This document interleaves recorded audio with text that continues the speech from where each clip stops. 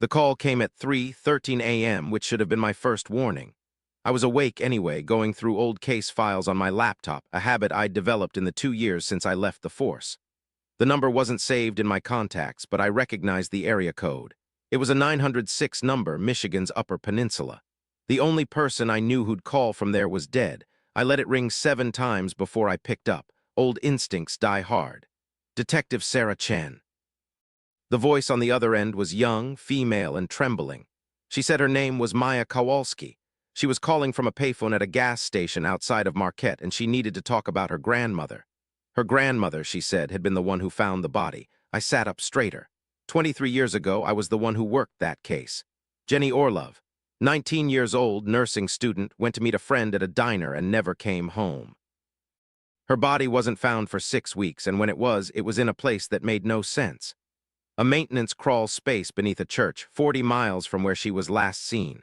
The door had been welded shut from the inside. The case went cold. No suspects, no DNA, no motive, just an impossible lock and a dead girl who looked like she'd simply fallen asleep. Her grandmother was Esther Kowalski, Maya said, and my blood did something cold and wrong. Esther had been the church janitor. She was also the first person I'd interviewed, a large, quiet woman with hands that shook when she smoked, and a kindness in her eyes that I'd seen extinguish when I told her we found Jenny. She passed away last week, Maya continued.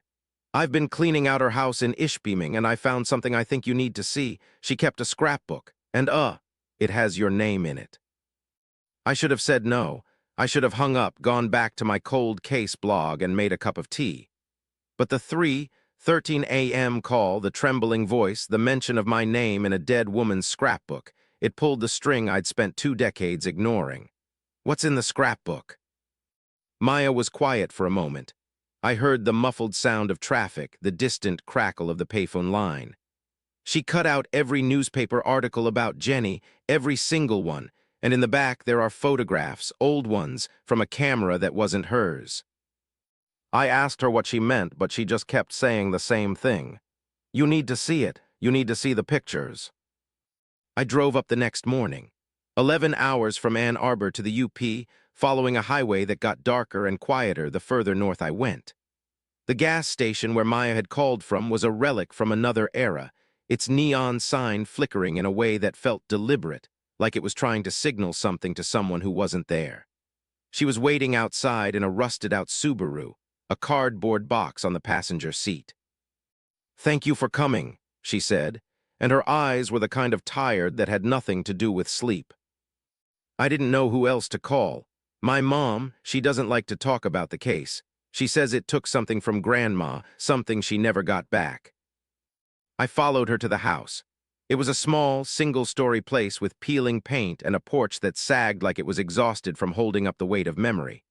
Inside, the air was thick with dust and mothballs, but there was another smell underneath. Something sweet, almost cloying. I recognized it after a moment. It was the smell of the church where we found Jenny. Old wood, candle wax, and something else, something chemical. Maya led me to a table in the kitchen, and she set the box down with a reverence that made the hair on my arms stand up. The scrapbook was black leather, cracked with age, and it was heavier than it should have been. She opened it to the first page. It started normal. Jenny's high school graduation photo, her senior year, an article about her scholarship to nursing school, a photo of her and her friend at the diner the night she disappeared. Esther had documented everything, but it wasn't the articles that made my hands go cold. It was the photographs at the back. They were Polaroids, faded and sepia-toned with age. The first one showed a group of people at a campfire, their faces half in shadow. In the center of the frame, sitting closest to the fire, was a young man I didn't recognize. The second photo showed the same man, but this time he was standing outside a church. The same church. And in his hands, he was holding something that made my chest seize up. A camera, an old one with a flash bulb. "Do you see it?" Maya asked, and her voice was hushed like she was telling me a secret. "Look at the flash." I didn't understand at first, but then I looked closer at the photo. The flash was going off, a burst of white light that illuminated the man's face. But behind him, waiting in the shadow of the church's side door, there was a figure. A woman, I think. It was hard to tell because her face was swollen like she'd been underwater for a long time. It was Jenny. I knew it in the way you know things that should be impossible. The curve of her shoulder, the way her hospital scrubs hung on her frame, the particular shade of brown in her hair. She was standing there watching the man take a picture of nothing, and her expression was one I'd only seen on people who had given up hope of being found. That's not possible. The words left my mouth before I could stop them. The photos in the scrapbook are dated. These are from November of 2001. Jenny was found in January of 2002. Maya nodded slowly. That's what I thought, but I found something else in the envelope. She reached into the box and pulled out a manila envelope, the kind the post office used for certified mail. It was addressed to Esther, but the return address was in Baltimore. The postmark said 2003. Inside was a letter and another Polaroid. The letter was brief. Written in careful, blocky handwriting, it said, "I'm sorry for your loss. I tried to stop her, but she wanted to be the one to take the picture. She said it was the only way back. I hope you forgive us both." The attached photo is the last one I took. The photo was the final thing in the envelope. It showed the inside of a small, dark room. There was a single light source, maybe a candle, and in the center of the frame was Jenny Orlov. She was sitting on the floor, arms hugging her knees, and she was looking directly at the camera. Her eyes were black, not dark, not shadowed, black like someone had taken a permanent marker and filled in the entire iris. On the back of the photo, in fading pencil, was written, Chebogan 2002. "That's not the same Jenny," Maya whispered, and she was crying now, her tears leaving tracks in the dust on her cheeks. "The one in the picture, she's not alive, is she?" I couldn't answer, because I was looking at the paper again, at the letter, and my detective brain was doing the math. Chebogan 2002, the year after Jenny's body was found, the year after Esther Kowalski moved out of Ishpeming and into a retirement community in the Lower Peninsula. The year the church that had held Jenny's secret was gutted by a fire, an arson fire ruled inconclusive, never solved. "Where did you find this?" I asked, my voice hoarse. "The envelope. Where in the house?" Maya wiped her eyes. In her bedroom, hidden behind her dresser, there was a loose floorboard. She'd cut a little door in the subfloor, right under where she kept her shoes. There were more things in there, things I didn't touch. My skin prickled. "Show me."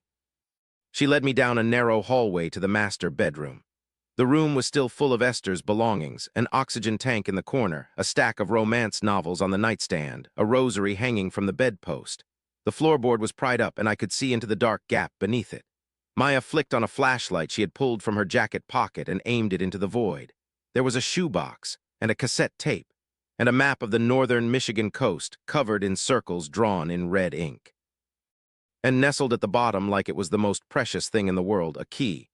An old key, brass, oxidized green at the edges. I reached in and picked up the key. It was heavy, warmer than it should have been. There was a tiny tag attached to it with a piece of twine. On the tag, in the same blocky handwriting from the letter, was an address. 1417 Lakeview Drive, Chebogan. "Did your grandmother ever talk about Chebogan?" I asked. Maya shook her head. "She never talked about anything." "Not after the case. She just sat and watched the news and smoked. I thought it was grief." I thought it was grief too, 23 years ago. When I'd interviewed Esther in her tiny apartment, she had been the most composed person in the room. She didn't cry, she didn't rage. She just looked at me with those tired eyes and said, "She's not on the other side, she's stuck." At the time, I thought she was speaking metaphorically. A religious woman processing tragedy. I wrote it off as the ramblings of a grieving grandmother. Now I wasn't so sure. We drove to Chebogan that night. I should have waited, should have called the local PD, should have reminded myself that I was a private citizen with no authority and a long history of digging up ghosts that had better left lying. But the key was warm in my pocket, and the cassette tape was riding in my purse, and I couldn't shake the feeling that the Polaroid of Jenny was watching me from the passenger seat. The address was a small bait shop on the water, boarded up and abandoned. But the key fit the padlock on the side door like it was made for it. The door swung open onto a narrow staircase, and the smell hit me first. It was the same smell as the church. Sweet and chemical and old, like a doctor's office that had been sealed for decades.